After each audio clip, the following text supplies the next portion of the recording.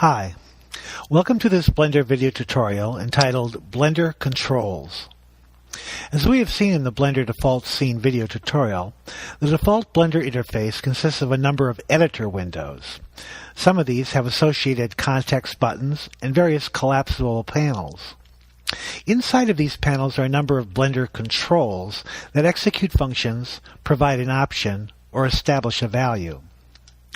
Because they are used so frequently in the modeling, texturing, lighting, and the animation process, it's important, I think, to take a closer look at the various styles of these Blender controls. Blender uses 4 basic types of controls, and you will see examples of them scattered throughout the various editor windows.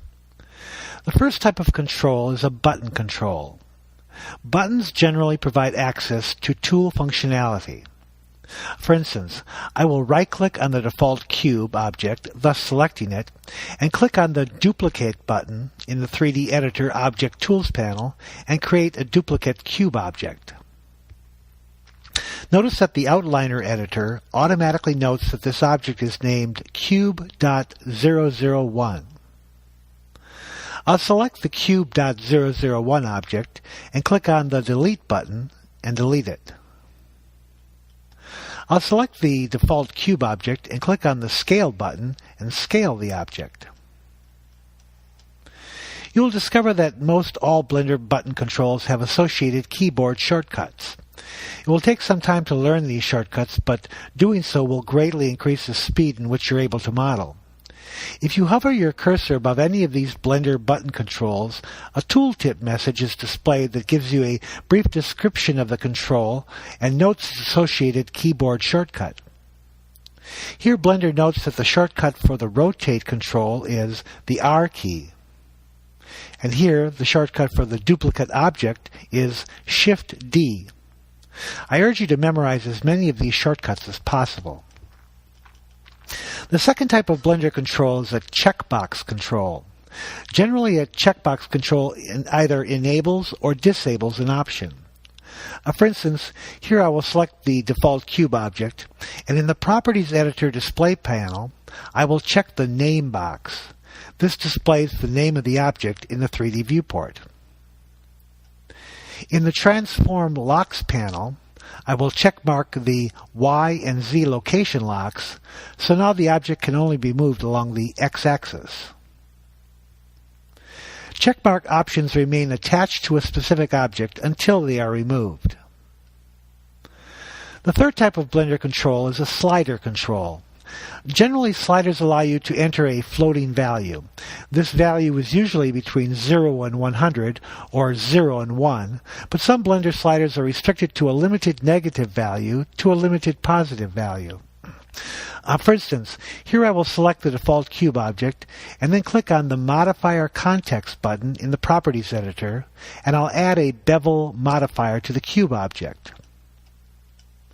The width of the bevel is controlled by a Blender slider control.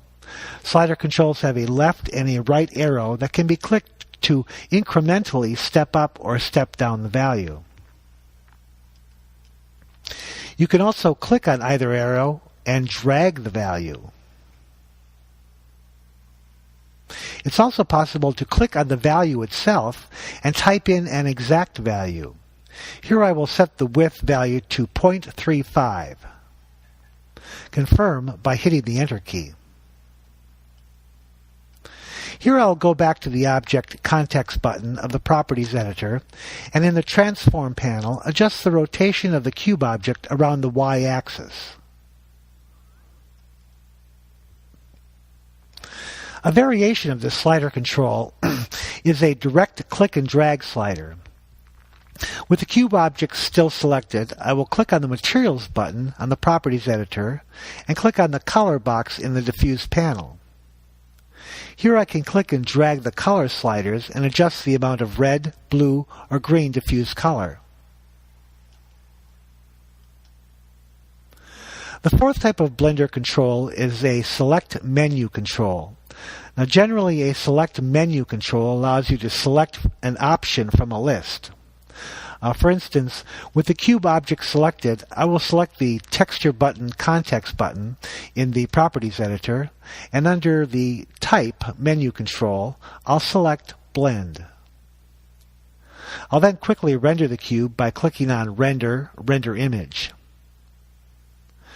Now you will encounter these 4 types of Blender controls: buttons, checkboxes, sliders, and menus throughout your modeling, animation, and rendering process.